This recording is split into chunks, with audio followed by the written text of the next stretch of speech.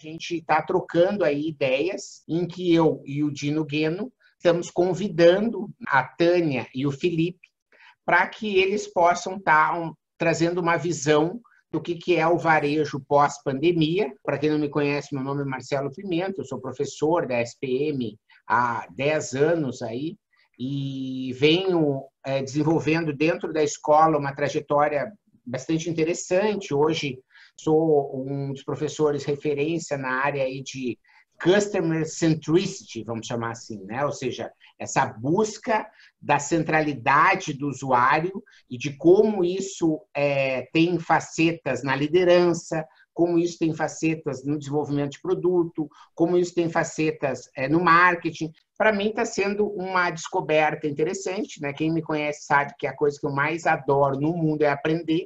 Então eu estou, como diz lá no Sul, que nem pinto no lixo, né? Faceiro, aprendendo bastante.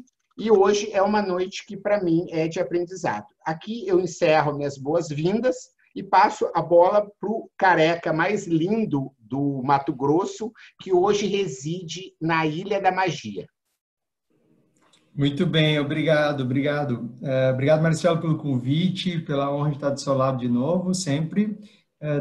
Dar as boas-vindas aos nossos convidados, a Tânia e ao Felipe, e a vocês que estão acompanhando aqui ao vivo e também depois no Repeteco. Eu acho que o fato da gente estar falando aqui em omnicanalidade, e a gente estar buscando essas soluções, vai forçar as empresas a amarrarem todas digamos, essas etapas ou essas estratégias nessa jornada, quer dizer, como determinante, não a função, né, mas a jornada.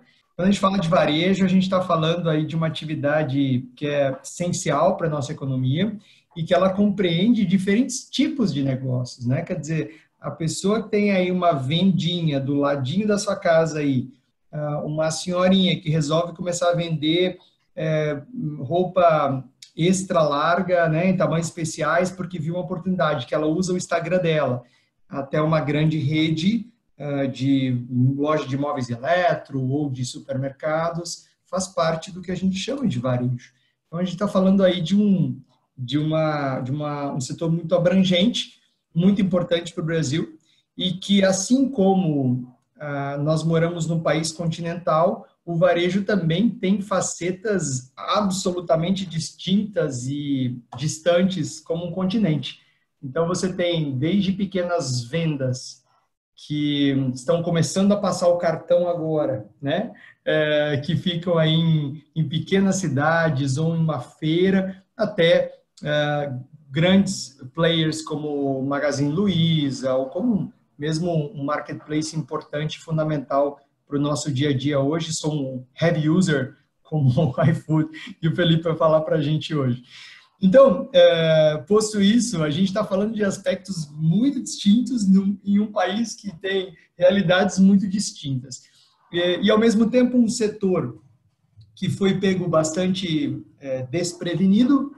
Aliás, nenhum varejista no Brasil, obviamente, poderia imaginar que um dia teria, por exemplo, sua loja fechada.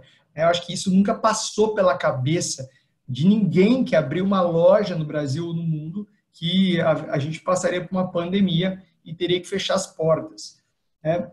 Então, do dia para a noite, esses varejistas se viram obrigados, muitos deles, a começar a entender de venda digital, de abrir o seu e-commerce ou participar de um marketplace, de começar a fazer marketing digital, porque muitos nunca haviam feito. Eu faço essa pergunta, ela pode parecer tão óbvia para muitos de vocês, mas às vezes, umas aulas ao vivo, eu faço pergunta: você sabe impulsionar? Né? Você sabe fazer uma promoção online? E é incrível como a maioria, né, e são lojistas, ainda dizem: não, eu fico confuso, não sei fazer e tal, por aí vai.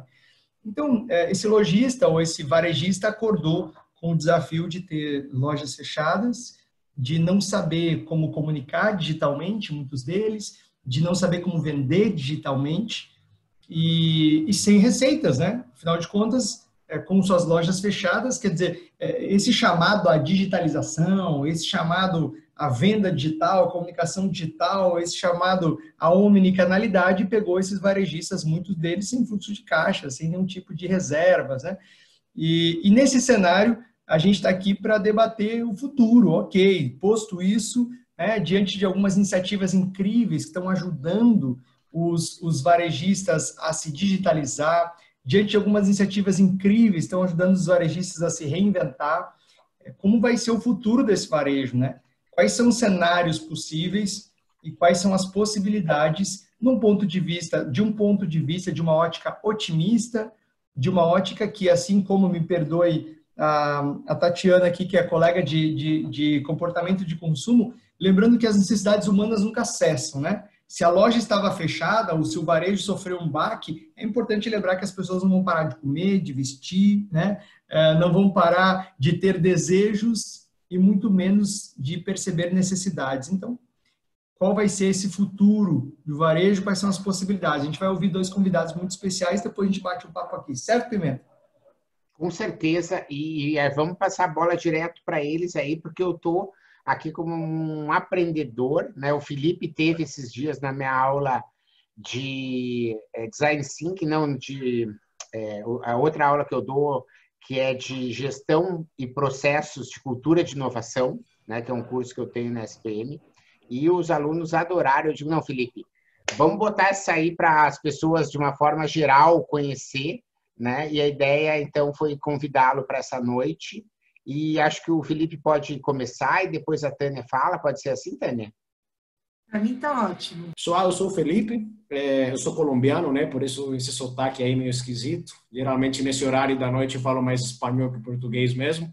Mas estou aqui no Brasil faz 9 anos já.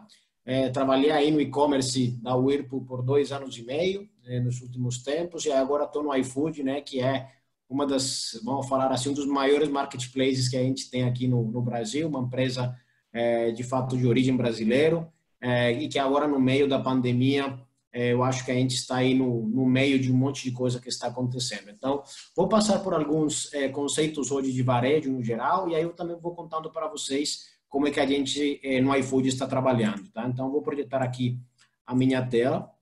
Estão vendo aí, né, pessoal? Tânia, se você conseguir me dar um oi que eu estou conseguindo te ver. Aqui está vendo a tela. Perfeito, Tânia. Obrigado. Eu acho que quando a gente fala um pouco do varejo, acho que tentar dizer o que vai acontecer é uma utopia, né? Acho que a gente precisa criar muitos cenários, né? Acho que como o Dino falou, o Pimenta falou, a Tânia falou, pensar em hipóteses e em reagir. Então, o que eu preparei aqui para essa conversa hoje? Vou passar uns 10 minutinhos aqui falando um pouco disso, para depois passar a palavra para a Tânia, do mais ou menos o que a gente vai falar hoje, o porquê, o impacto no consumidor brasileiro, Legal. os exemplos de inovação que a gente vai passar, um pouco que estava falando de Bezos, então esse é o famoso guardanapo, né, do Jeff Bezos aqui, o guardanapo é um jeito super simples de ver como funciona, né? Então, de novo, os consumidores, eles pensam na experiência que eles desejam, depois no tráfego, depois nas vendas. As vendas trazem menor custo, naturalmente, porque cresce, mais escala, menos preço, e volta aqui na experiência. E aí, o que eu estava falando para vocês, ele sempre fala das perguntas, né? A pergunta que sempre fazem para ele o que vai mudar, quando o que de fato interessa muito para ele o que não vai mudar. E, de novo, acho que o Dino falou super bem, os desejos do consumidor, eles não param, né? E para os consumidores, nunca parou querer um produto com preço barato, querer uma entrega rápida, e querer muitas opções para comprar num varejista, né? Então, eu acho que isso é um ponto aqui bastante relevante. Mas, enfim, voltando aqui aos impactos do varejo no Brasil, quando a gente fala dos impactos no geral, o Brasil, comparado o que foi depois da pandemia, né, depois do 1º de março versus aí o mês de fevereiro, a gente pode ver que o geral do Brasil caiu 30% varejo. Então, muito de trazer esses dados, se vocês olharem e entender como está o negócio de vocês versus o geral do Brasil. Quando a gente olha para bens não duráveis, comida, essas coisas, 2,1% de queda. Mas, quando a gente olha na última semana, já começa a subir para 0,8% positivo. Em bens duráveis, 40% de queda, né? 21% na última semana, mas já chegou a 0,81%. Serviços cai 62%, na última semana 64%, já chegou a ser 81%. Farmácia já chegou a ser 36% crescendo, na última semana é 1%, e é 3,5% ao longo do período. Isso mostra como a galera no primeiro momento esteve muito ansiosa para comprar muitas coisas, o que fica de comportamento de consumidor. Supermercado é uma das categorias que mais cresce, né? E do outro lado, viagens e turismo das que mais caem, né? E a gente vai resgatar isso no final, da gente entender de fato em que indústria, em que momento a gente está. O material de construção também é uma coisa que a galera vem fazendo em casa, se ressignificou o papel da casa para muitas pessoas, né? E tudo isso, se vocês quiserem mais informação, depois podem me contatar no LinkedIn, eu mando aqui os relatórios, são um relatório da Cielo que tem toda essa informação. E tem uma coisa muito importante, né? A pandemia, isso aqui é um gráfico mostrado pela GfK, que faz auditoria para vários mercados do mundo. Ela mostra, a partir desse dia aqui, olha como o mercado, o crescimento do online foi mais de 134%, e o crescimento quando a gente vê da venda tradicional, foi 38% negativo. E o ponto é claro que a pandemia ela acentuou muitas coisas, né? Mas assim, os sinais já existiam, né? O online ele já vinha crescendo mais faz muito tempo. E às vezes a gente dentro dos nossos negócios sempre fala, não, mas eu não vou priorizar isso ainda, eu só vou fazer meu site depois. Mas a tendência já falava muito claro para a gente. Então, eu acho que o mais importante aqui é estar muito atento a que essas mudanças falam para a gente. As vendas de computadores pessoais cresceram acima de 10%, impressoras de casa e tablets também aumentaram. Então, acho que o chamado aqui é a gente estar muito ligado às mudanças que acontecem no curto prazo. As empresas, aí os varejistas que colocaram computadores pessoais, que colocaram muitas coisas no começo aí da pandemia, com certeza venderão muito mais, porque entenderão melhor esse movimento. 3 grandes blocos de impacto ao consumidor brasileiro, né? Segurança, confiança e novos registros. Segurança. Todas as pessoas preocupadas com filas, as pessoas preocupadas com lojas perto de casa. 36% das pessoas acham que o maior problema é fazer uma fila hoje em um estabelecimento. E aí é muito importante estar ligado a isso. O que a gente fez no iFood, por exemplo, pessoal? No iFood, a gente, no segundo dia que já tinha sido anunciado a quarentena em São Paulo, a gente lançou a entrega sem contato, por exemplo. Estava perfeito, ainda não estava perfeito, né, para fazer. Mas a gente fez isso porque a gente entendeu que tinha um ponto de segurança muito importante. Do ponto de vista de confiança, os consumidores eles estão menos confiantes agora. Então, a gente precisa dar essa confiança para eles, que o produto vai chegar, que a comida não é boa, e assim por diante. E novos ressignificados, né? Muita galera fazendo pão em casa, né? 46% 31% vai manter que está cortando o cabelo em casa, 36% vai manter fazer o esporte em casa. Então, se ressignificou outras coisas, se ressignificou o termo saudade, né? Eu duvido que a próxima vez que a gente poder ir num bar com nossos amigos, a gente vai ficar no celular, assim, duvido muito. A gente vai esquecer o celular que a gente sempre ficava no bar e vai ficar conversando com as pessoas de novo. Porque teria uma série de coisas que gerou um significado diferente, né? Cuidado com a limpeza. 82% das pessoas falam que vão lavar mais a mão do que lavavam antes também. Então, acho que esse ressignificado é importante para a gente pensar em nossos negócios. E pensar muito o que a gente está fazendo e comunicando para as pessoas em termos de confiança, em termos de segurança e assim por diante. Seguindo alguns exemplos aqui, esse é um exemplo aqui da esquerda, por exemplo, uma loja da África do Sul, né, que é uma loja de bike. As pessoas querem muito comprar uma bike e sentem muita falta do vendedor, né? E aí, então, essa empresa criou um conceito onde eles têm o celular, tem a câmera, tem o headset aqui para falar com todas as pessoas. Essa foi uma empresa nos Estados Unidos que, para casa, criou um monte de elemento 3D. Isso foi um restaurante na Europa que criou essas casinhas para as pessoas irem jantar. Então, tem algumas saídas, de fato, que elas vêm acontecendo. Quando a gente fala, então, por exemplo, de outras empresas, que a gente está fazendo no iFood, estamos lançando essa semana aqui um novo produto que chama Produto na Mesa. É um produto onde o consumidor pode ir no restaurante e dentro do restaurante não tem que pegar o menu, ninguém tem que trazer para ele. Ele já entra no restaurante, já pede dentro do iFood e o garçom já traz para ele dentro do restaurante. Porque as pessoas, quando reabrirem, vão ficar preocupadas com segurança, né? Então, esse é um produto novo que a gente está lançando por causa da pandemia, né? A gente já tinha desenvolvido ele anteriormente e agora estamos lançando ele para o mercado. E aí, tentando trazer em termos práticos para vocês, para aplicarem no dia a dia, um pouco o que a gente faz no iFood, é uma matriz que fala de produtos novos, né? Então, qual é, aqui na parte de baixo, quais são a oferta atual que a gente tem, os produtos novos, os mercados existentes e os mercados novos. E como a gente pensa de um jeito simples em como isso serve para nosso negócio, né? Então, produto novo com o mercado atual, produto atual com o mercado atual, a gente faz algumas campanhas de marketing diferentes, otimiza processos. Quando a gente tem um produto atual no mercado novo, como é que a gente, né, pode mudar? Muitas empresas vendiam antes para a empresa direto. Agora a gente pode vender direto para o consumidor.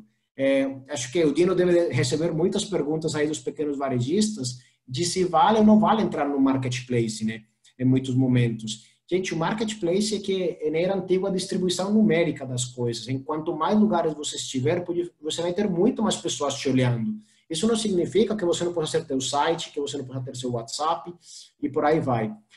Um exemplo claro de clientes e mercados novos com oferta de produtos novos é o que a gente fez no iFood. A gente não tinha consumidores do iFood nos restaurantes, né? A gente agora está indo para os restaurantes no meio da pandemia, tá? Então, essa é um pouco uma matriz que eu espero que ajude também aí a turma, a pensarem no negócio de vocês.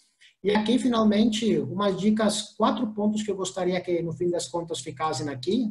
Primeiro, entender qual é o momento atual do negócio de vocês. Tem muitas empresas, por exemplo, empresas aéreas de cruzeiros na Europa, que elas se negaram a entender que o coronavírus estava existindo, né? Então, temos que entender como está o nosso negócio. O nosso negócio está sendo afetado ou não está sendo afetado? Não adianta a gente viver numa ilusão dele não estar. Então, eu até compartilharei com vocês, se vocês quiserem, um estudo muito bom que chama Os Ganhadores nesse Mundo de Economia de Baixo Contato, onde mostra muito isso, quais são as indústrias que estão com mais peso e com menos peso. Muito cuidado com a quebra de relação com os clientes, ou seja, quando o cliente não pode falar com vocês, ou quando a demanda baixou, a demanda aérea baixou, né, de passagens aéreas. E é importante entender isso para a gente ver como reage. O segundo dado esse cenário, como a gente pode redesenhar nosso negócio, né? E aí, pensando no futuro, de fato, estamos no melhor momento da história para a gente propor novas coisas para os consumidores. Ficou demonstrado nessa pandemia que coisas que demoravam 1 ou 2 anos em ser acolhidas pelos consumidores, hoje em dia acontecem em 3 meses. Então, esse medo das pessoas acolherem ou não acolherem as coisas, estamos no melhor momento para fazer, né? Se atender às tendências, e aí eu recomendo esses 3 relatórios de tendências que estou colocando aqui, para vocês lerem e olharem, porque são tendências muito claras do mundo inteiro. Realizar a matriz que eu mostrei para vocês, para entender por onde a gente pode restabelecer nosso negócio. E eu acho que tem uma coisa muito importante. Dessa vez, o Covid mudou seu negócio, e mudou nosso negócio, mudou muitos negócios. Não deixe que isso aconteça de novo. Estava muito claro faz muitos anos que o e-commerce ia ser importante, né? Então, como a gente começa a olhar para essas novas tendências e não deixa aí o próximo coronavírus, chame-se ele uma nova tendência, um TikTok, uma Amazon, uma Netflix, mudar nosso negócio. Porque estava muito claro que a gente tinha que ir para a internet. Estava muito claro que a gente tinha que fazer deliveries. Por isso eu gosto muito de um chart que mostra muitas vezes que quem transformou seu negócio, o coronavírus, o presidente ou você. Foi o coronavírus que transformou muitos negócios. Então não deixem que isso aconteça de novo, tá, pessoal? Por aqui eu paro aí batendo no tempo que a gente tinha combinado. Depois aí a gente vai fazer umas perguntas e agora passo aí a palavra aí para a Tânia também, para ouvir aí super da experiência dela, tá? Legal. Eu vou até fazer aí bater a bola aí para a Tânia, porque eu quero parabenizar a introdução do Felipe e acho que essa história da gente ter poucos minutos, digamos, iniciais, não é para que ele não fale mais, mas que ele fale aquilo que vocês querem ouvir, né? Porque senão você fica intuindo aquilo que você acha que é o mais importante, mas a ideia é que as pessoas possam depois te perguntar e aí sim você ter tempo para responder aquelas questões que as pessoas realmente, né? Claro. Customer centricity na prática aqui que a gente está, né? Que isso se traduz, que eu acho que essa que é a grande história, né? Isso tem que se traduzir de uma forma como se fosse uma membrana, né? Que tudo que você faz tem que estar por isso, inclusive esse nosso evento. Tânia, bola aí com você. Bom, gente, boa noite. Deixa eu compartilhar, então, para vocês. Eu salvei aqui uma fotinho com os relatórios que você postou, viu? Para eu lembrar. Bom, turma, é o seguinte. Turma, até parece que eu estou dando aula. Perdão, pessoal. O que eu queria comentar com vocês rapidamente, para a gente poder discutir um pouco, conversar um pouco com a experiência aí do Pimenta, do Guilherme e do Felipe, é um pouco da visão que eu tenho que eu tenho feito várias análises de vários estudos, e eu escolhi um deles, porque 15 minutos é um tempo muito curto, mas eu acho que eu consigo passar até em menos tempo para vocês a minha visão de tudo isso que nós estamos vendo hoje, do ponto de vista do coronavírus. Eu elegi aí como ponto importante o estudo da McKinsey, que ele tem aí essas 10 comportamentos que a gente deveria ficar atentos com o coronavírus, né? A mudança, o novo normal que todo mundo tem falado.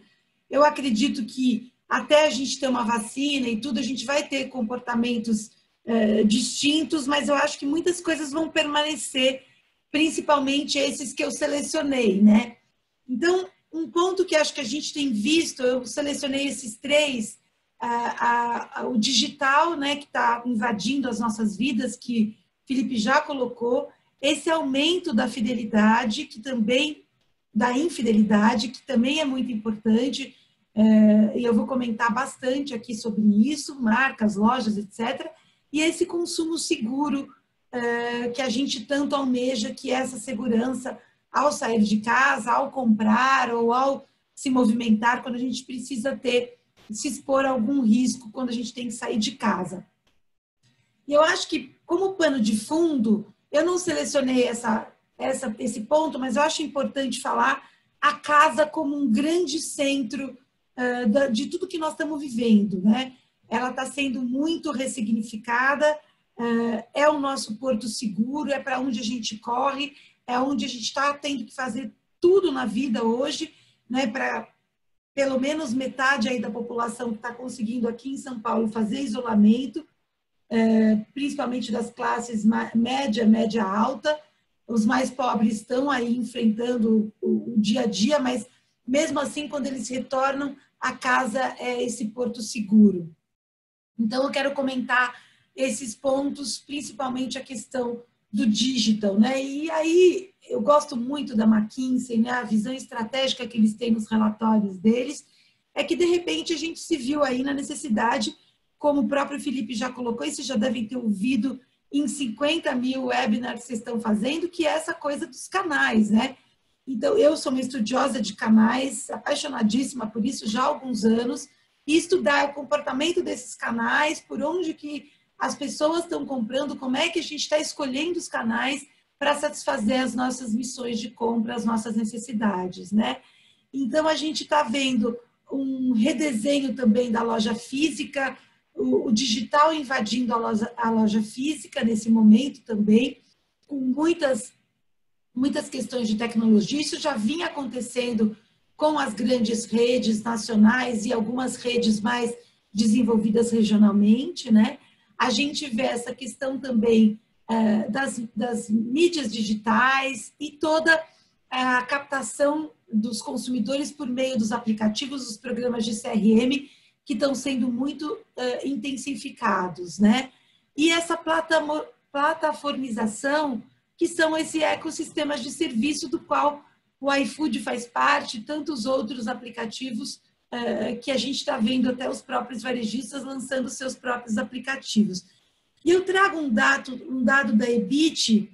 A gente não consegue, né, Christian, fazer a apresentação sem um dado, né? Esse pessoal de marketing, de trade, somos uns doidos, é isso, né?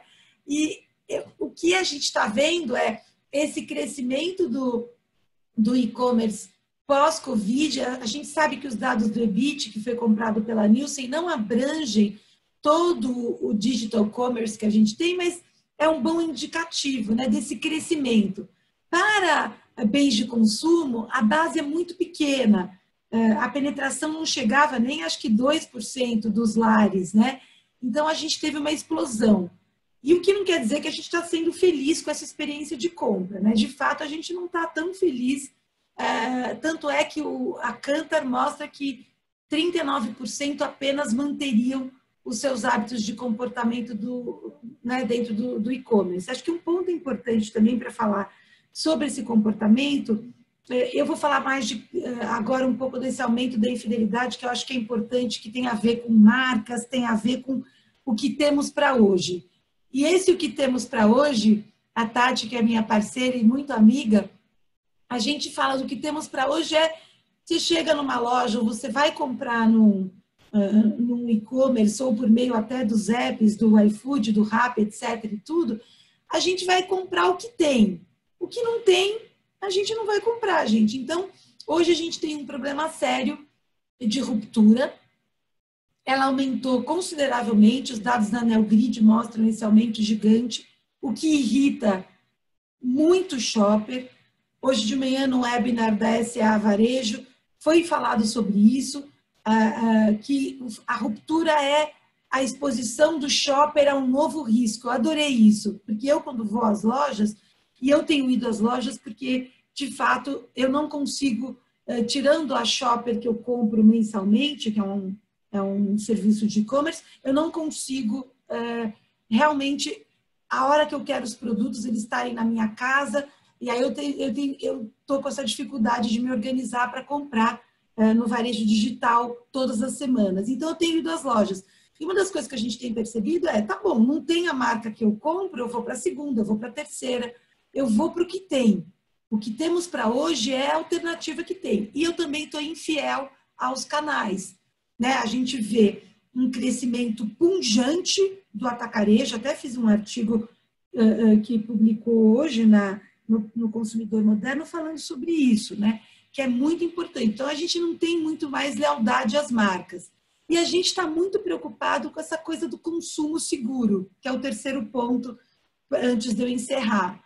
Então, a gente quer consumir de forma segura, seja por meio de um aplicativo como iFood, seja numa loja física, seja num outro e-commerce.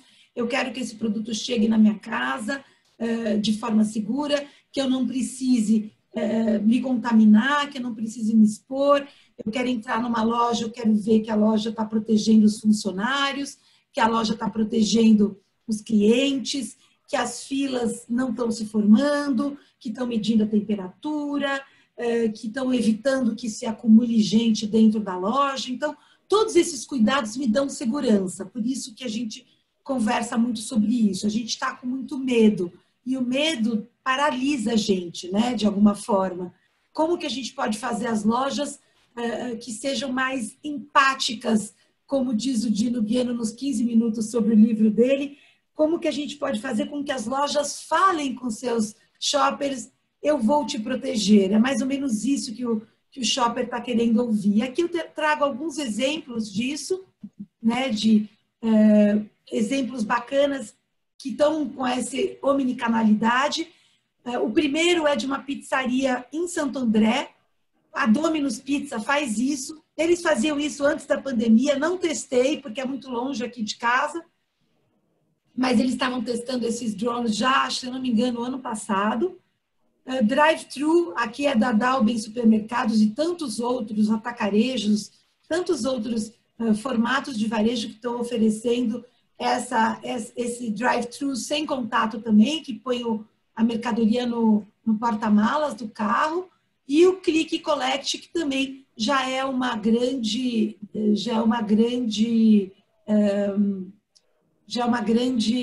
um uso grande do click collect já há algum tempo. Os lockers, a gente poderia citar outros aqui, esse contactless retail que a gente está falando. E esse é um exemplo bacana, que são esses túneis de higienização que estão sendo implementados.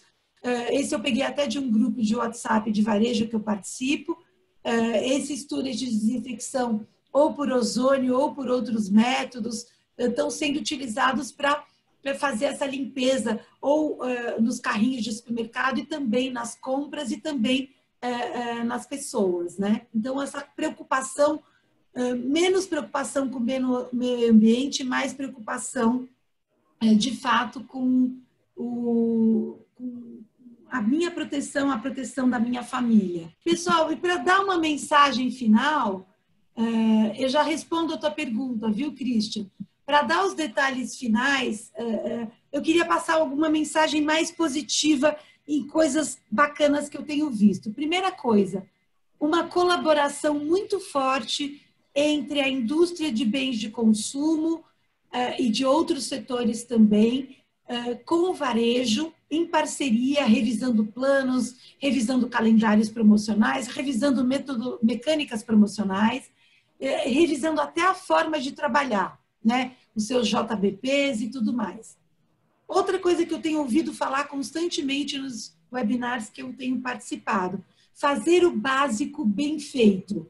Então, voltar para os fundamentos, né, do varejo, né? Acho que o Dino depois pode contribuir um pouco com isso, que é ter uma loja limpa, ter uma loja bem montada, proteger o cliente, não deixar faltar produtos, ter os itens do Covid à mão das pessoas, respeitar o cliente, enfim, todas as coisas que a gente sempre fala em todos os eventos que a gente tem participado. A reinvenção de empresas, de microempreendedores, a reinvenção de pessoas que estão adotando o WhatsApp, a filiação feita por várias empresas aí. Então, o WhatsApp virou um grande canal de vendas, ele já era forte, ele explodiu na pandemia. E, mais do que tudo, a empatia e o foco no cliente, que eu acho que isso é uma coisa muito importante. Acho que esse deveria ser o primeiro item de todas as apresentações aqui. É o foco no ser humano, é o foco na proteção dos nossos clientes, do consumidor ou dos shoppers.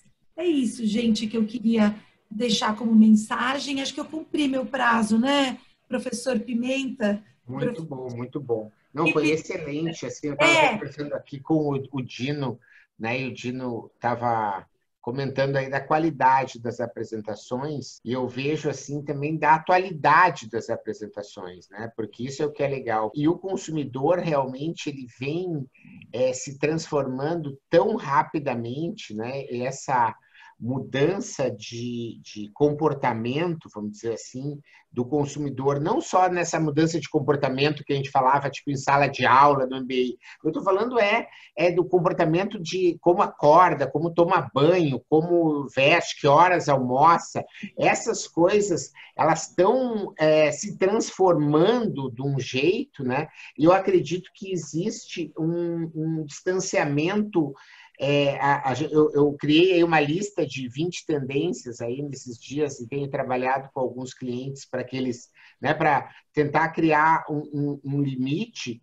E você nota que algumas dessas tendências elas apontam um consumidor que há um distanciamento muito grande do impacto que essa pandemia está fazendo, né? Eu acredito que assim é como aquele livro do Saramago, né, que a Terra sai, né, e começa a flutuar, né? Você tem pessoas que elas estão por fora e continuam por fora e não vão estar percebendo essa mudança.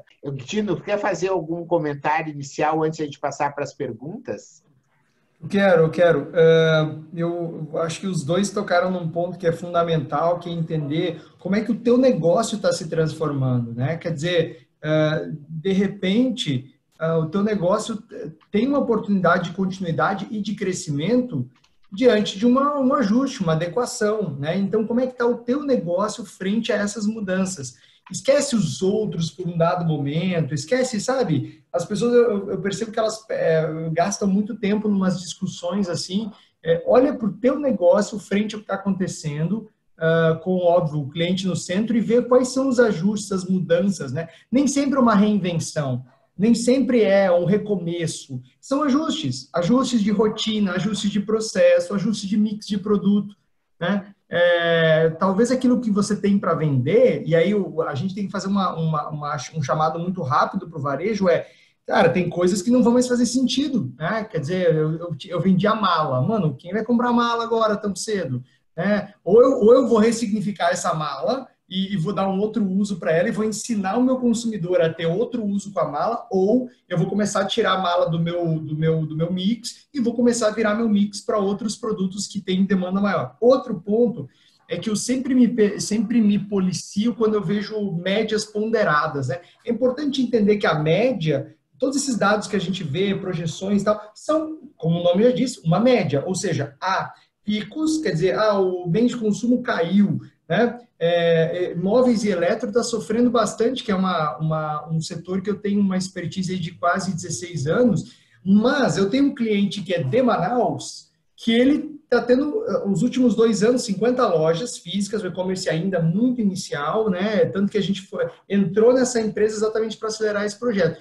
E junho e maio, junho, Marcelo, foram os 2 meses históricos de venda dele. Ele nunca teve o maio, junho, um aumento de 53% na venda de móveis e eletro.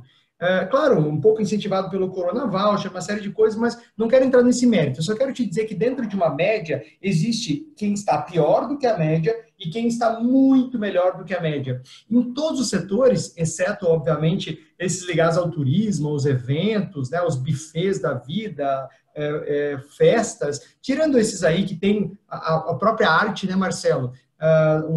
Todo o mercado cultural, tirando esses que pressupõem aglomeração, dentro desses setores tem empresas que estão vendendo muito e outras estão vendendo realmente pouco, então a média ela é ponderada. Eu queria perguntar, na verdade, posso perguntar, Marcelo?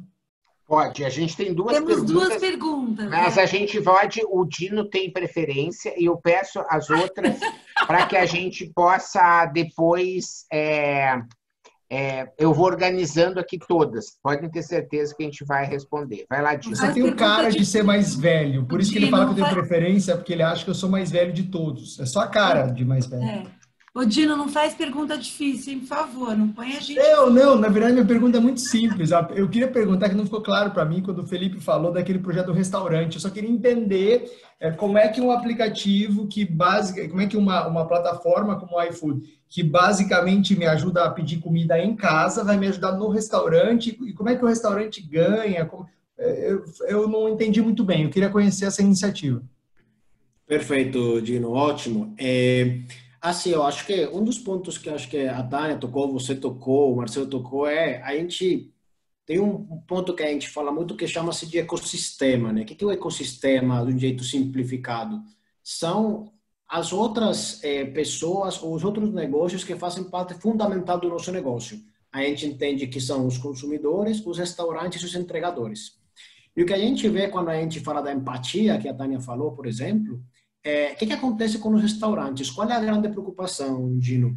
A grande preocupação pronto, de um momento a outro tive que ir para o delivery, né? Muitos deles estão sobrevivendo por causa do delivery, mas claro que a maior receita deles vai vir de novo quando voltar, né? O salão. E aí, quando a gente viu isso, eles começaram a ficar muito preocupados de, bom, quando voltar, será que o consumidor vai vir, né? Será que vai ter segurança? Com toda essa história de passar o cardápio, todo mundo pega o cardápio, etc, etc. E quando a gente fala de inovação, né, você vê como muitas vezes uma inovação do passado faz sentido para o presente. A gente começou a desenvolver esse produto pensando nos almoços da galera no dia a dia lá atrás. Ou seja, todo mundo vai almoçar quando está no trabalho, chega lá, você faz o quê? Você senta, tem que chamar o garçom, tem que esperar o garçom vir, tem que pedir para o garçom, tem que esperar a conta, tem que pagar a conta. E a gente falou naquela época, olha, por que o consumidor já não chega no restaurante, que já é cliente do iFood, pede no aplicativo e já chega direto na mesa, né? E a gente estava trabalhando nesse desenvolvimento. Quando a pandemia veio, a gente entendeu que a preocupação não era mais a pressa que o consumidor ia ter, a preocupação era a segurança dele no restaurante. Então, como é que funciona? Para te responder agora a pergunta. No mesmo aplicativo nosso hoje do iFood, o consumidor vai chegar no restaurante, estará ao longo de julho, já estará nos restaurantes. Você vai chegar no restaurante, você vai pegar o seu aplicativo, abre o aplicativo, né? Vai ter um QR Code no restaurante, aí você vai apontar o aplicativo para o QR Code e automaticamente vai sair o cardápio, né? Para você, o cardápio do restaurante. Aí você vai fazer o pedido, né? Dentro do iFood normalmente, vai pagar online como você normalmente paga no iFood, porém até aí ninguém entrou em contato com você, e aí o único que vai acontecer, ao invés de você ter que chamar o garçom vir, depois o garçom voltar no menu, depois voltar e depois você pagar a conta, ele só vai trazer teu prato, você vai comer o prato, depois de você ir embora, ele vai retirar. Como é que o restaurante ganha? Primeiro, o restaurante pode falar de termo de segurança, né? Estou seguro aqui porque eu tenho menos contato, menos possibilidade de contágio naturalmente. Segundo, isso naturalmente vai incrementar as vendas, né, dele, e a gente vai terminar só cobrando pela transação no final das contas. O Alberto aqui me fez uma pergunta no private aqui, no privado, de qual é o tipo de restaurante apto. Então, todo restaurante hoje que faz parte do iFood, né, e que tem um salão, através de uma ferramenta nossa que chamamos de Store de Pedidos, pode fazer parte. Então, você entra lá no portal do parceiro, fala que você quer ter esse produto e, a partir disso, o nosso time entra em contato com você para levar o QR Code, para você conseguir pegar as coisas que você precisa pegar. Então, esse é um pouco como funciona. Adi, não sei se respondi a tua pergunta claramente. Benefício para o restaurante, benefício para o consumidor, importante nesse momento. Eu só queria pontuar uma coisa, Marcelo, antes da próxima pergunta, é o seguinte, veja, já estava em desenvolvimento. O que eu vi muito, quem está protagonizando algumas iniciativas nessa pandemia, já tinha um processo contínuo de inovação, né, Marcelo? A própria Magazine Luiza. Essas iniciativas que pipocaram em 2, 3 dias são coisas que estavam lá dentro sendo estudadas e modeladas há anos ou meses. Né? Para passar para uma próxima pergunta já, eu quero comentar sobre isso, que eu acho assim, e eu gosto às vezes, não é de que gera polêmica, mas só de pegar alguns pontos para que a gente possa mostrar, né? E o Felipe disse assim, porque você tem que estar preparado para uma próxima pandemia como um coronavírus, né? Eu acho que isso foi tipo uma coisa que ninguém estava esperando, não tinha como esperar, né? Então a gente não pode saber o que pode, porque essa história, era para o delivery? Era, mas era ao mesmo tempo, tipo, se fosse inventado, imagina que tivesse sido inventado um teletransporte, foi inventado no mundo teletransporte hoje, certo? Cara, ninguém está esperando isso, entende? Hoje. Vai ter um monte de gente que vai conseguir sair na frente, e tem gente que vai começar a inventar coisas para fazer teletransporte. Ou seja, eu acho que a grande lição do coronavírus não é necessariamente ter visto o delivery, ou o e-commerce, ou etc, etc. Mas é a rapidez com que a pessoa reage à história. Tu viu, né, Felipe? A pergunta você comentou como antecipar tendências para que os negócios não fiquem para trás. Como você sugere fazer isso ou como vocês fazem isso no iFood? Ou na Whirlpool também, que eu acho que vale, sim. Nesse caso, a sua experiência serve para ambos, né? Não, legal, Marcelo. Acho que você está super certo, tá? Acho que é impossível a gente predizer um coronavírus, né? O que eu acho que acontece é quando as empresas, e aí Dino tem um conceito adaptado do Simon Sinek, que eu gosto muito da inovação, que ele fala, que ele aplica liderança a ele, mas ele fala assim, o problema das empresas é que elas tratam a inovação com intensidade e não com consistência. E ele colocou um exemplo muito simples que eu gosto muito, que se você vai na academia, né, por 48 horas seguidas, o que acontece 2 dias depois? Você não sai da cama. Agora, se você vai na academia por 48 dias durante 1 hora, a tua saúde fica de um outro jeito. E eu acho que esse é um ponto aqui, que eu acho que respondendo essa pergunta, a gente faz muito no iFood, né? A gente testa muita coisa, erra muita coisa, e aí voltando no ponto da velocidade, Marcelo, tivemos coisas que a gente errou, tivemos coisas que a gente acertou. Então, respondendo aí a pergunta feita, eu acho que dentro do iFood a gente tem um processo onde a gente está muito atento a esse tipo de mudança de mercado. Olhamos muito para relatórios, olhamos muito para os dados. Então, vou simplificar para vocês uma tendência que aconteceu nos 3 primeiros dias do coronavírus. A gente começou a ver que, geralmente, a hora de pedido do almoço sempre foi perto do 11 horas e 45 minutos, né? E, de repente, a galera em casa começou a almoçar mais cedo. O pedido começava a sair às 11h10 do celular das pessoas. Só que os restaurantes não estavam preparados para isso, porque o restaurante levava anos esperando o pedido às 11h45. Tinha muito restaurante que nem abria às 11h10 da manhã. Então, a gente, de um jeito muito rápido, olhou para esse dado com dado simples, não tem que ser uma coisa complexa. Olhou para esse dado e imediatamente mandou para os restaurantes uma mensagem falando, olha, com o coronavírus se antecipou o horário do almoço, né? Então, por que você não começa a abrir seu restaurante no aplicativo às 11 horas da manhã? E isso fez uma mudança e mais vendas para todo mundo. Outro exemplo super simples, a gente começou a ver que o preço médio, em alguns momentos, tinha aumentado. Por quê? Porque geralmente quando você está no escritório, você pede almoço para você, né? Agora você começou a pedir almoço para você, para seu filho, né? para você, para seu esposo ou esposa. E a gente lançou, em questão de 4 ou 5 dias, pratos compartilhados, né? Então, a gente lançou pratos maiores com um preço mais barato. Então, acho que respondendo essa pergunta é estar muito atento aos dados que vêm e como os comportamentos dos consumidores estão mudando. E aí, como o Marcelo falou, a partir desse momento que você encontra isso, tentar ser muito rápido, sabendo que na rapidez, às vezes você vai errar, às vezes você vai acertar. Muito bom. Vai lá, Tânia. Tem uma pergunta do Christian, duas, na verdade, e acho que uma mais para o Felipe. Mas essa questão que ele está perguntando, acho que é como é que as empresas vão se diferenciar, né? As bandeiras de varejo vão se diferenciar umas das outras, né? E eu acho que com um pouco do que o Felipe já falou, o Dino estava falando no começo da nossa conversa aqui, que é esse foco no consumidor, entender também o que está acontecendo e prever esse comportamento, né? Eu acho que pensar em estilo de vida, pensar nessa jornada, que é uma jornada mesclada agora entre o físico e o digital, ela não é mais só num canal ou só no outro. A gente vai navegando, né, nesses dois mundos que agora são um só. Então, eu acho que o que a gente tem que pensar é entender essas jornadas, entender quem é o nosso cliente, tentar oferecer para ele um melhor serviço. E tem coisas básicas, e tem coisas muito simples, e tem coisas que vão requerer tecnologia e tal. Eu vou dizer uma coisa simples. Eu tenho uma determinada pizzaria perto da minha casa, que eu sou cliente lá há 20 anos. Eles não sabem meu nome. Eles me chamam pelo meu número de telefone. Caramba! E eu falo, toda vez, eu sou implicante, né? Professora, nananã, eu falo, aqui é do endereço XPTO, telefone tal, é a Tânia falando. E ele nem para anotar o telefone, o nome da pessoa.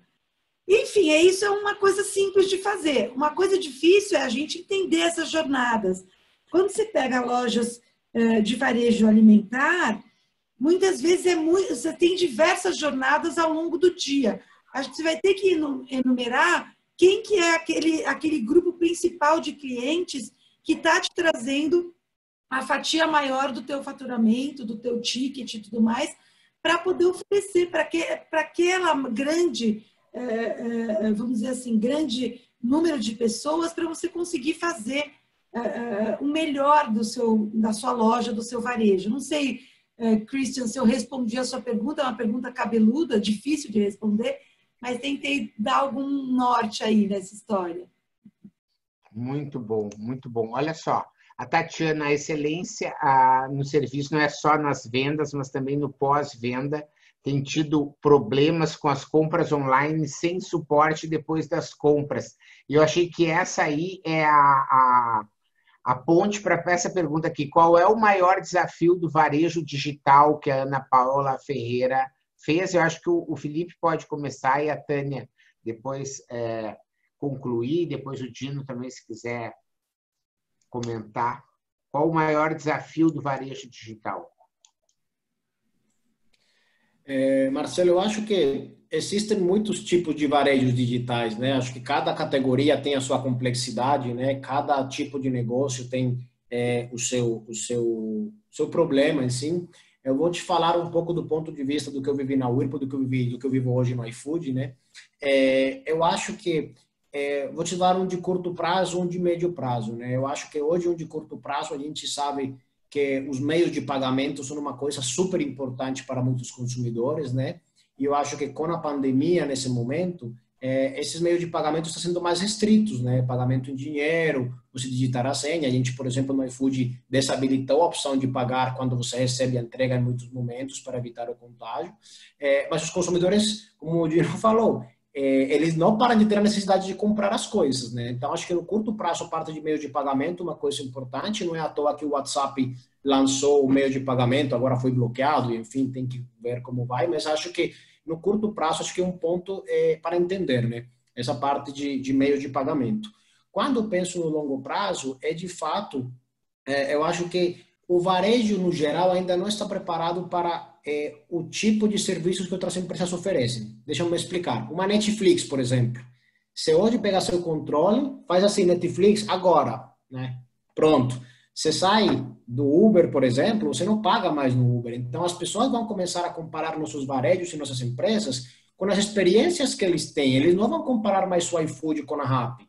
Eles vão comparar o iFood com a Netflix. Eles vão comparar o iFood com a Nubank, né? Então, eu acho que na medida que novos serviços digitais eles deixam mais clara a jornada do consumidor, para todos nós, os restantes que estamos nesse mercado de varejo, a gente se adaptar não para olhar para o concorrente direto, mas para as outras empresas que também estão nesse mundo digital é o maior desafio. Porque você pode ser muito melhor que seu concorrente, mas o consumidor está adaptado à Netflix, né? O consumidor está adaptado ao Uber, o consumidor está adaptado a outras coisas. Então, acho que esse é o maior desafio. Assim, a gente, por muitos anos, se olhou muito concorrente só. Eu acho que por muitos momentos as empresas que ficavam olhando no concorrente, as outras empresas estavam olhando, né, lá na frente, né? Uma Cinemark da vida, por exemplo, estava olhando só para a parte de filmes, chegou uma Netflix e está começando a lançar um monte de filme agora no streaming que era para lançar no cinema, né? De novo, como você faz esse tipo de experiência? Então, acho que para mim o maior desafio é a gente agora é concorrente de muitas outras empresas, né? Eu queria responder esse pedacinho, acho que ele falou quase tudo, e o Felipe conhece o canal super bem. Essa questão, Ana, da tua pergunta, eu acho que é uma questão de gerar uma boa experiência, para que a gente vire um cliente recorrente do varejo digital. CRM, acho que é um desafio, e tem um desafio físico, que é o logístico, né? Esse acho que é um desafio. Eu lembro uma aluna minha, professora, eu morava em Manaus, eu recebo o produto aqui em 45 dias, então o Brasil não é.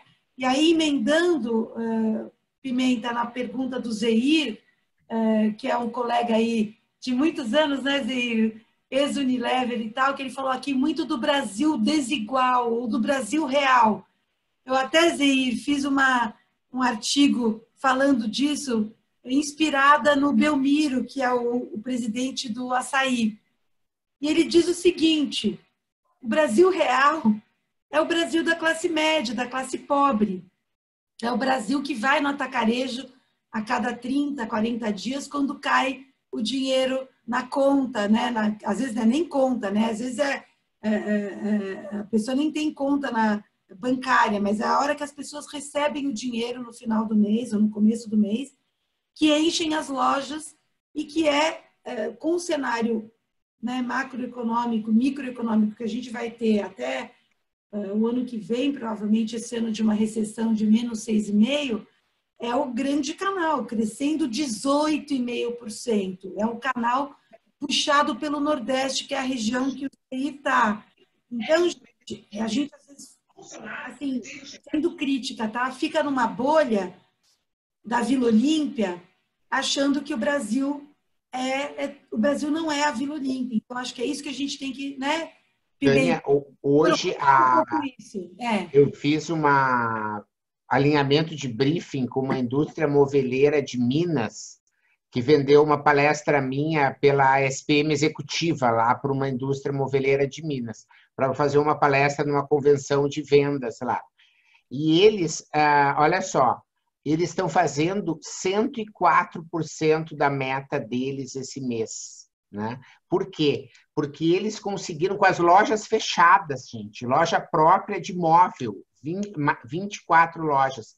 Sabe por quê? Porque eles fizeram um trabalho, assim como o Dino vem fazendo com várias marcas, por exemplo, né, de capacitar a equipe de vendas para usar o WhatsApp, usar a venda ativa, recuperar a base, fazer com que fazendo live, fazendo não sei o quê, 104% da meta, cara, com as lojas fechadas. Entendeu? Então, olha como é possível, né, você ativar os canais. Então, é disso que eu falo, é a velocidade, né, que tem a ver com a consistência, mas com a efetividade do teste, né, da disciplina de execução que faz a diferença, assim, na minha opinião, entende? E acho que é muito, muito interessante aí toda essa questão. Dino, tu quer ainda falar sobre varejo digital? Depois eu queria fazer uma outra pergunta aqui que eu acho que tem tudo a ver. Um outro desafio, na minha opinião, é a parte logística, né? A gente vive aí num Brasil que é continental, a logística dentro de uma cidade ela já é complexa, né? Tá aí acho que o Felipe pode falar para a gente bem sobre isso, mas assim, ó, imagina você é um varejista e você começa a vender para o Brasil todo. Meu, tem lugares que até chegar no cliente não está nem terceirizado, né? Já está quarteirizada, quintuquizada, nem sei se estou inventando a palavra, mas assim, ó, vai com uma transportadora até Belém do Pará, aí de Belém para Marabá uma segunda transportadora, daí chegou em chegou em Marabá, aí o tiozinho numa Kombi vai levar para cá. Gente, a gente mora num Brasil continental, né? Então a logística ela é uma problemática. Para quem está no sul, no sudeste, isso é uma ilha, né? Quando a gente começa a olhar para o Brasil assim, centro-norte, o Brasil nordeste, a logística é um grande desafio e, ao mesmo tempo, Marcelo, a logística é uma grande força, né? À medida que, por exemplo, veja bem, só 2 exemplos aqui. O Magazine Luiza, que é um player do interior de São Paulo, né? O centro da operação interior de São Paulo. Eu comprei uma TV e entregou aqui em 24 horas em Florianópolis, usando o seu centro de distribuição de Itajaí. Eu fui cotar a mesma TV na Van, que é daqui de Santa Catarina. A sede da Van é aqui. Ela tem diversos CDs e lojas ao redor de mim. Ela poderia me entregar não em 24 horas, mas talvez em 3 ou 4 horas. Ela poderia dizer, Dino, você topa pagar R$50 por uma entrega express? Talvez eu topasse, você não sabe da minha pressa, né? E aí vai um toque para todos vocês, o consumidor, às vezes ele está disposto a pagar mais caro por uma questão de pressa, você não sabe qual que é a urgência dele, certo? E aí, Marcelo, a empresa catarinense estava pedindo 13 dias. Aqui é só para fazer um alerta que no varejo digital, a logística ela é sim uma grande força competitiva e tá aí a Amazon dando um baile, né? Quer dizer, ela entrou no Brasil com um livro para ela entender a logística. O livro, vamos combinar, é mais fácil de transportar e de entregar do que qualquer outra coisa, e entendendo toda a logística. Então, acho que esse é um grande desafio, só para acrescentar esse ponto. É legal. Eu vou reduzir aqui, sintetizar, ou falar com uma forma como eu entendi uma pergunta do Christian, que eu acho que é legal, como que vocês acham que as bandeiras, né, ao invés de vencer não umas às outras, mas podem chegar mais próxima do cliente? E ele pergunta se essa estratégia de criar tentáculos e chegar nas pessoas onde elas estão é uma boa estratégia e resolve a questão um pouco da logística, né? Então, dando exemplo, dando nome aos bois, ao Boticário aí com as vans indo dentro dos condomínios, né, fazendo feiras e etc., pronta entrega, está ali, não precisa logística, está aqui na mão, etc. O que vocês acham desse tipo de estratégia? Gente, o que eu acho? Eu acho que tem assim, essa coisa de ir até o cliente, criar esses tentáculos, como o Christian coloca, criar também essas oportunidades digitais, Eira, acho que coisas que eu tenho visto também, não só no B2C, como o Pimenta está comentando, tá bom, o Boticário indo até as consumidoras, muitas iniciativas em condomínios, de feiras que estão indo a condomínios, mini lojas de varejo. E eu acho que pensar também em como conectar digitalmente as lojas à tua distribuidora, de alguma forma, né? Então, alguma solução, uma plataforma digital e tal, que você possa conectar. Como a Unilever tem aquele painel de distribuidores que conecta varejistas a distribuidores também, que é uma espécie de marketplace, que as indústrias estão partindo para isso, né? Lojas unindo lojas aos distribuidores, lojas muito pequenas de varejo. Então, acho que a gente vai ter essa multiplicação de soluções de canais, B2C, B2B, B2B2C, que vão dar essa capilaridade, esses tentáculos, como o Christian coloca na pergunta deles. E eu não sei se eu respondo às suas inquietudes aí de uma região tão difícil como o Nordeste, né? Que é muito grande geograficamente falando, né? Legal. E você, Felipe, o que você acha? O iFood está pensando nisso e ir cada vez mais próximo do cliente, criando tentáculos, lojas, né? Você pode ter tipo um ticket do TKTS, né, de Nova York, que é um ponto, né, do iFood ali em que tudo está, né? Vocês estão pensando em coisas assim, não? Hoje, quando você vê o iFood, a gente já está em mais de 1.000 cidades no Brasil, né? Então, pensa que um Brasil que tem aí perto de umas 5.000 cidades, a gente já está pensando muito nisso, né? Pensando em como a gente estende essa capilaridade do iFood para diferentes lugares. E sim, eu vou te dar um exemplo claro. O mesmo projeto novo que a gente acabou de lançar de ir até o restaurante, é ir até onde o consumidor está, né? É o consumidor que vai querer ir no restaurante, vai estar lá, a gente vai entender ele lá. A gente tem alguns outros projetos que a gente também vem pensando em fazer para tentar atingir o consumidor no lugar que ele está. Então, sim, é uma coisa que a gente pensa bastante. Estamos testando entrega com drone, né? A gente já fez no último carnaval, fez uma entrega com drone. Provavelmente o drone vai poder chegar em lugares que a gente hoje não consegue chegar com nossos entregadores também. A gente colocou um exemplo muito simples, né? A gente fala que as pessoas querem as coisas rápidas, né? Pensa que você mora no interior, na frente de um shopping, né? Só que você mora no meio entre o shopping e a estrada, né? A gente teria que sair, né? Pegar a estrada, subir, descer, dar uma primeira volta, depois subir, descer, dar uma segunda volta até chegar na casa do consumidor. Com um drone é basicamente um ponto direto. Então, se a gente pensa nisso, né? Mas como aqui também vocês falaram numa das perguntas, o Brasil é muito grande, pessoal, e acho que um dos maiores desafios que existem na digitalização, a gente não pode pensar que a digitalização acontece que em São Paulo, né? No Nordeste é muito difícil. Vou dar um exemplo claro para vocês, que acho que a maioria das empresas que têm aplicativo sofrem com isso, né? Muitos consumidores não fazem o download do aplicativo porque o celular não tem espaço para suportar o aplicativo. Muitos consumidores não abaixam um aplicativo porque o consumo de dados desse aplicativo acaba com o plano do mês, né? Então, existem muitas coisas básicas ainda que a gente, como companhia, tem que se ajustar para atender todos os tipos de consumidores que existem. Às vezes, a gente, de fato, como a Tânia falou, fica numa bolha achando que o Itaim e os Jardins, né, aqui, mas o Brasil é muito grande e os consumidores são muito diferentes. Então, sim, estamos com certeza. Esse procurar o cliente é isso, né? O espaço no celular, o consumo de dados, todas essas coisas pequenas, né? Mas que para os consumidores não são pequenas, onde a gente não está. Não, só um ponto que eu queria complementar, aí falando com o meu chapéu de acadêmica, professora, que tem um termo que os americanos usam, que é literacia digital. Muita gente não sabe comprar, não sabe usar os aplicativos ou comprar por meio digital. Então, tem uma questão de, além de ter equipamentos que permitam que eles comprem melhor, muitas vezes não sabem comprar e tem o receio da segurança, tem o receio de que você não vai receber.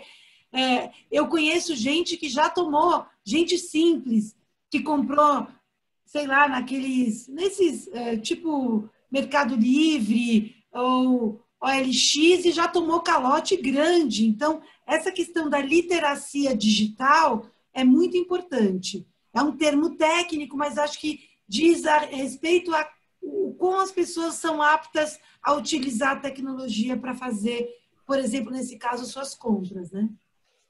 Marcelo, eu queria chamar a atenção para um ponto de oportunidade em cima do que a Tânia está colocando, que é o seguinte, o que a gente chama de educação do consumidor, né? Quer dizer, se o consumidor não sabe como comprar, se ele não sabe como usar, isso vale não só para um aplicativo, mas vale para uma panela Polishop, por exemplo, né? O Marcelo e eu trabalhamos juntos no estudo de caso da Polishop para o meusucesso.com e, cara, se você não entende que a panela tem fundo triplo, que ela não queima, que o ovo desliza sem um azeite, se você não conhece, você não dá valor e você não compra, né? Então, a gente tem um desafio, alguém falou aí de desafio de varejo, acho que tem um desafio que é o próprio aprendizado do consumidor, é ensiná-lo sobre as ferramentas, é ensiná-lo sobre o aplicativo, é ensiná-lo sobre a segurança. A gente precisa lembrar que a gente está num país que cerca de 40%, hoje um pouco menos, mas 40% da população, em média, não tem acesso à internet ainda. Então, isso é muita gente ainda, né? O dado pode estar atualizado, mas é pouco para menos disso. E outro, aí, olhando para o lado de oportunidade, vocês imaginem quantas pessoas que hoje fazem parte de grupo de risco, né, melhor idade, pessoas mais velhas, que têm uma renda super estabilizada, que têm recurso, que antes faziam viagens internacionais, que antes frequentavam ótimos restaurantes e tal, e que estão literalmente presos em casa por serem grupo de risco, e que começaram a ter que aprender a comprar, pedir comida pelo iFood, começaram a pedir remédio pelo aplicativo da farmácia. E eu vi esses dias até uma das farmácias, me engano, Droga Raia ou Drogazil, ela tinha embarcado vídeos explicativos dentro do aplicativo, mostrando como se usava o aplicativo por conta da dificuldade que ela tinha sentido de alguns consumidores. Então, eu falo de oportunidade no sentido de existem grupos que não são tão digitalizados e que têm muita receita e que estão literalmente presos em casa e que têm necessidades a serem atendidas. Existe também a oportunidade escondida na educação do consumidor. Eu vou aproveitar aqui, Marcelo, que tinha uma pergunta falando dessa parte, né, de tentáculos. O Christian fez aqui, acho que foi o Cristiano, que foi uma pergunta ótima de por que alguns restaurantes não chegam, né, em algumas regiões nessa parte de tentáculos. Eu vou voltar naquele ponto que eu falava do Jeff Bezos, do que mais importa para os consumidores. De fato, uma das coisas que a gente mais acompanha é quantos restaurantes disponíveis temos por cada bairro, né? A gente faz uns números lá e entendemos qual é esse número ótimo, né? Quantos restaurantes disponíveis que deveríamos ter para cada um de nós para a gente encontrar a comida que a gente deseja.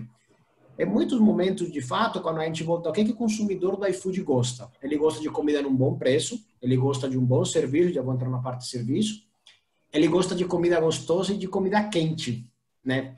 Então, até pode ser que a gente te cobrasse um pouco mais no frete para chegar lá, mas imagina se você paga uma comida e você paga um frete e a tua comida chega gelada, porque estava muito longe. Então, esse é um dos pontos. Teu ponto é ótimo, você pode decidir esquentar. E o que a gente quer fazer, de fato, Christian, eu quero te atender com o restaurante onde a comida chegue quente e aí a gente te entrega a solução completa. Então, de novo, acho que o grande ponto aqui é como a gente garante que essa insatisfação ela não acontece, colocando um número de restaurantes correto dentro de cada um dos bairros. Mas sim, temos, como eu falei, né? Temos muitas oportunidades no Brasil. Tem 5.000 cidades, por enquanto estamos em 1.000. A ideia é que a gente continue avançando, mas esse é um pouco do que a gente também vê aqui. O Marcelo, vocês, Zeir, chama Zeir? Ele fez uma pergunta aqui que, de certa maneira, foi um pouco respondida. Você não quer abrir o microfone aí e dar a gente ouvir essa tua voz? Tudo bem, pessoal? Então, prazer estar aqui com vocês. Inicialmente eu estava comentando, né? A gente, quando começou essa fase da pandemia, e eu trabalho numa das atividades essenciais, né? Que é uma distribuidora, a gente é multicategorias, nós estávamos realmente olhando dessa forma bem concentrada com relação às mudanças, né? Olhando só para a mudança de hábito de consumidor, da questão da gente estar trabalhando mais forte o canal digital, e-commerce, até nós, inclusive, desenvolvemos até um portal do cliente, a gente tem um saque eletrônico, mas com o passar desses 3 meses, a gente conseguiu observar, que foi até o ponto que eu coloquei no início, que tem muita diferença e agora está se intensificando mais, até pela questão da retração econômica, muito desemprego, muitos pontos de venda que não vão mais abrir. E a gente já observando, né, que um ponto que a Tânia colocou muito bem é a não fidelidade à marca. Porque há 2 meses atrás, eu também trabalhei na indústria, eu já estava pensando assim, a indústria trabalha com 1 mês de estoque, mais ou menos.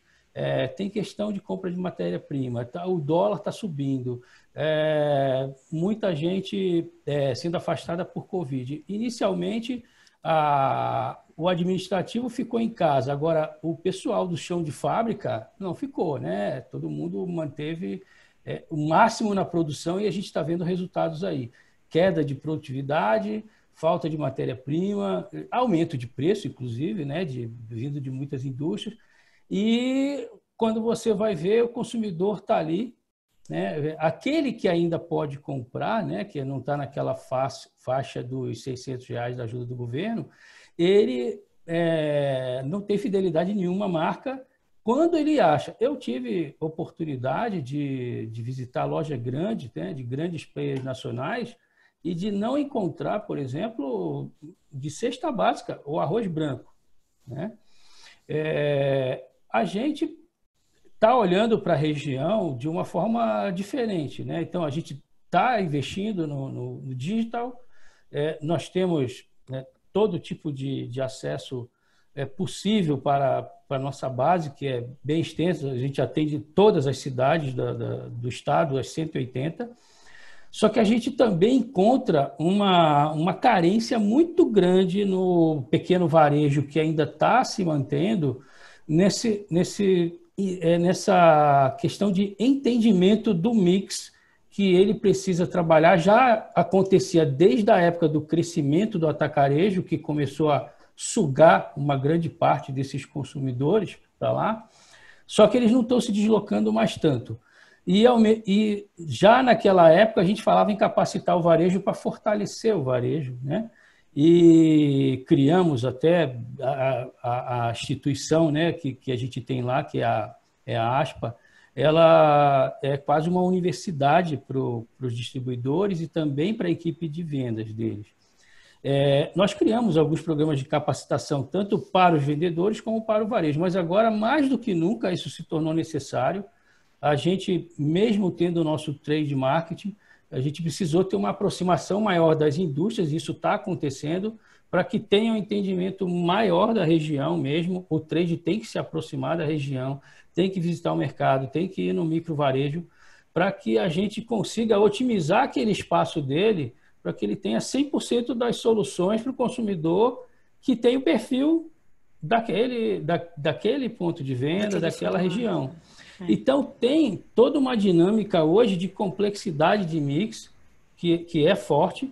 A gente hoje já categoriza tudo dentro do Palm, mas a gente já está entrando no estágio de, até regionalmente, estou falando até por mesorregião, micro-região, está definindo um mix que é um mix básico para você atuar em determinados perfis de ponto de venda, né? E até fazendo conta de PIB por micro-região, entendendo também o ticket desse varejo, né? Como que está saindo, né? Observando o que está saindo no checkout, e aí você começa a ter um pouco mais de assertividade.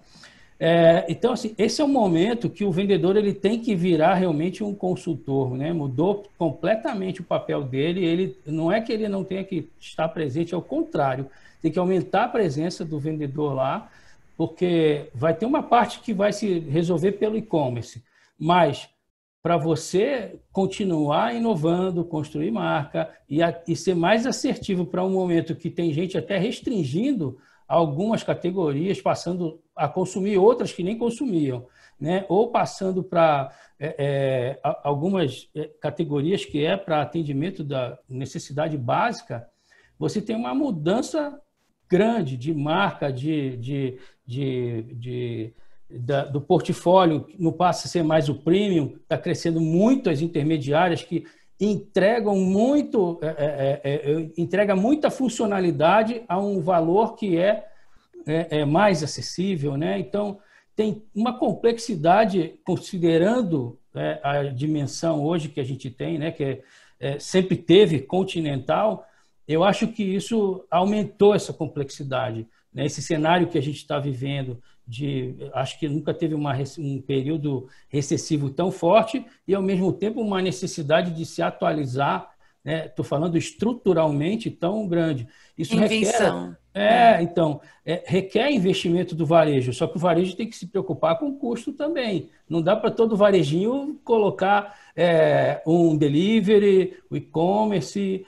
Ele tem que usar realmente marketplace, mas vai entrando para o interior do Nordeste, né, como muito bem colocou o nosso amigo aí. Tem regiões que a gente pode falar até que regiões inóspitas, né? A gente tem hoje 30 milhões de brasileiros que não têm água ainda tratada. Então, a gente tem que pensar nessas variáveis também, sabe? Tem realmente hoje a gente está num nível de complexidade maior. eu acho. E aí, essa engrenagem regionalizada de indústria, trade da indústria, o trade do distribuidor, mais a capacitação do próprio varejo, que vai ser através da nossa equipe, dessas lives, webinar. A gente não tem uma universidade hoje, né, muito clara para essa área de varejo, principalmente uma universidade de vendas, né? O que a gente faz é ir descobrindo, evoluindo algumas técnicas e comportamentos que a gente deve começar a desenvolver nesse novo perfil de vendedor também, né, que não é mais vendedor, para poder adaptar ele a esse momento atual que é de capacitação do varejo, porque senão ele morre, o varejo morre. Eu acho que foi um depoimento assim muito bacana, né, para a gente fazer aí a curva da Boa Esperança e começar a encerrar aqui a nossa lojinha também, né? Porque eu acho que foi um depoimento assim, maravilhoso. E eu vou terminar aqui já a minha participação, agradecendo aí todo mundo e fazendo 2 registros, eu acho que são importantes. Primeiro, é o convite para os nossos cursos da SPM que a gente tem, né? A gente tem o curso meu e do Dino, aí do curso de férias, a gente tem o meu curso de Design Thinking em EAD, eu e a Tânia, nosso curso de pós em Trade Marketing, que é um curso super completo aí com o Marcelo Hermini de coordenador. Então, fica aí, né, o convite para que você possa estar atualizado esse mindset e melhor preparado para o que der e vier. Então, acho que essa é a primeiro recado aí que eu gostaria de fazer aí para todo mundo, o primeiro convite. E o segundo é realmente agradecer, né, a dedicação aí de todo mundo, né, a perseverança aí, os depoimentos, a sinceridade, né, que vocês trouxeram, que eu acho que a gente conseguiu realmente terminar a noite melhor, preparado para enfrentar o que vem pela frente. Então, muito obrigado a todos, né? Eu passo a palavra aí para o Felipe fazer as considerações dele, finais, a Tânia, né? Se alguém tem alguma questão ainda muito urgente que não foi respondido, também se manifesta ali no chat e o Dino encerra aí a nossa noite. Boa, Marcelo. Bom, obrigado aí, pessoal, de novo a todo mundo pelo tempo que ficaram aqui com a gente. Tomara que alguma coisa aí do que a gente conversou tenha ajudado aí para o negócio de vocês, para o dia a dia. Eu acho que meu depoimento final aqui é, primeiro, eu sei que algumas perguntas que ficaram sem responder, pode me contatar aí no LinkedIn, já eu acabo de responder as perguntas que ficaram. Segundo, como eu falei, tem vários materiais, né, que estão vindo ali. Se vocês quiserem materiais de varejo, um pouco do que estava nas apresentações das fontes, também posso mandar, se vocês me escreverem ali. E terceiro, gente, acho que a Tânia gosta muito da McKinsey.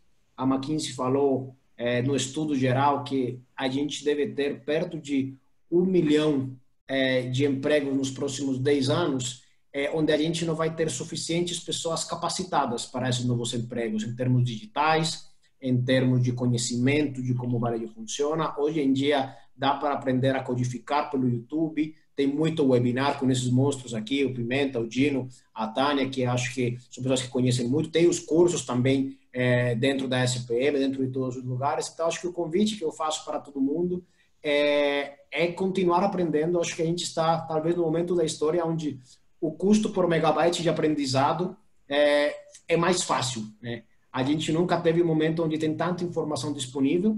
Então, pensando aí em fazer o Brasil brilhar, fazer a Colômbia brilhar, fazer nossos países ir para frente, tem muita informação para a gente ajudar nossos países e transcender aí junto com as pessoas. Então, acho que o convite é esse, é continuar aprendendo de um mundo que está só começando. Bom, é duro resumir numa palavra só, mas eu vou ficar hoje com a noite com empatia, né? Eu acho que essa coisa de entender o outro, né? Entender o seu parceiro de negócio, entender o seu cliente, né? O seu shopper, o seu consumidor, e como oferecer, dentro desse cenário que a gente está vivendo, como oferecer um bom serviço. Então, para mim, acho que duas coisas. Eu não consigo falar uma só, então eu vou falar mais uma, que é fazer o básico bem. Então, acho que é isso. Acho que voltar um pouco para as origens e fazer as coisas bem feitas, né? Que é isso que está ajudando né, a economia a ir para frente né, a gente passar por essa fase de pandemia de uma forma melhor. Bom, então, se cabe a mim encerrar aqui, eu quero agradecer a todos por terem participado, agradecer aos convidados e quero deixar a minha impressão que eu tenho de varejo. Eu tenho uma impressão que varejo é um ritmo. É um ritmo porque ele é todo dia. O varejo ele tem uma característica que todas as noites a conta zera, não a conta das despesas, mas a cota de venda zera. Não importa se hoje foi um ótimo dia de vendas ou um péssimo, meia-noite zera a meta, zera a conta, né? E a gente no varejo aprende a viver com ritmo. Esse ritmo ele demanda energia, demanda cobrança, demanda dados, como o Felipe bem lembrou, demanda empatia, como a Tânia bem lembrou, ou seja, varejo é ritmo, é todo dia, é gente, e eu acho que a gente vive um momento extremamente desafiador, e eu gostaria de trazer para encerrar minha fala, Marcelo, uma ideia que eu ouvi do Rony Messer, que para mim faz um varejo maravilhoso, que é a Reserva no Brasil, né? Ela é indústria e também varejo. A Reserva tem lojas incríveis, quando a gente pensa em experiência e atendimento, eu gosto de citar a Reserva. E eu estava num bate-papo com o Rony Messer esses dias, ele falou assim, ó, Dino, inovação para mim é 99% audição, é uma capacidade de ouvir as reclamações dos clientes. Então, trazendo isso para o varejo, eu acho que se a gente ficar atento ao que os consumidores, ao que os clientes, ao que os fornecedores, ao que os funcionários estão reclamando, e usar isso como insumo para pontos de melhoria, a gente vai ter uma capacidade de ir para esse futuro que a gente está propondo aqui nesse nosso webinar, esse futuro que a gente está imaginando junto. E que esse futuro seja um futuro mais tolerante, mais íntegro com os consumidores, né? Que seja um futuro mais inclusivo. A gente falou aí de uma série de coisas hoje, de desafios mesmo, né? De inclusão na economia, de inclusão digital, de integração, de respeito aos consumidores, aos funcionários. Então, que nós aqui, que temos esse privilégio de pensar juntos, sejamos aí construtores de um varejo do futuro e que esse varejo seja mais inclusivo, seja mais respeitoso, seja mais diverso, né? E que a gente aprenda com os erros que outros ou que nós mesmos cometemos no passado. Convidar você para nos seguir nas redes sociais e agradecer a todos vocês por estarem aqui hoje. E acho que é muito legal, né, Dino, até para facilitar o que você disse, que você disse assim, não, que o importante é ouvir as reclamações, não, é ouvir tudo, é ouvir o elogio, é ouvir o comentário, né, é ficar realmente com os olhos bem abertos, né, como se fosse uma esponja, né, porque aí realmente você consegue estar fazendo essa máquina de inovação girar. Muito obrigado aí a todos, muito obrigado Felipe, Tânia, Dino, Marcelo, João Cláudio, Ana, Marina, José, Tatiana, Alberto, Davidson, Cláudia, Vanessa, Wallace, Christian, Bia, Daisy, todo mundo que está aparecendo aqui para mim, José Geraldo, Jorge, Cris, Cláudia, foi muito bom ter todos vocês aqui com a gente e a gente acompanha aí nas redes que a gente tem novos eventos aí nos próximos dias para se manter com o mindset atualizado. Muito obrigado, uma boa noite, fiquem com Deus. Valeu, tchau, tchau. Boa noite, gente. Valeu, pessoal. Valeu, Obrigado. valeu.